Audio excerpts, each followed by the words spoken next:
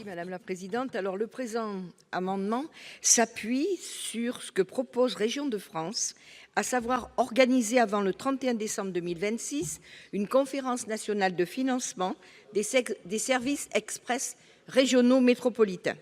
Nous soutenons le principe des Serm et nous soutenions le principe d'une conférence de financement. En effet, de tels projets aussi structurants ne peuvent être seulement des labels sans moyens concrets derrière.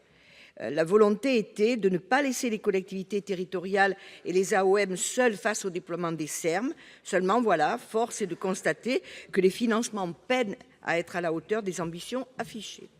Dans cette loi cadre, il convient de concrétiser ce que la loi avait prévu, c'est-à-dire le financement des Serm. Telle est la demande des Régions de France, en lien avec SNCF Réseau, les opérateurs et la Société des grands projets.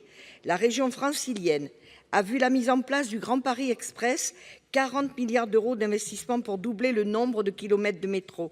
C'est un investissement gigantesque, adossé à un modèle de financement très robuste, qui a fait l'objet d'actions résolues dans les différents PLF pour créer des recettes permettant des emprunts de long terme et permettant l'aboutissement de ce qui reste le plus grand investissement de transport de ces dernières décennies. Ce qui a été possible au milieu des années 2000 et 2010 pour l'IDF, pour l'Île-de-France, est possible pour le reste de la France.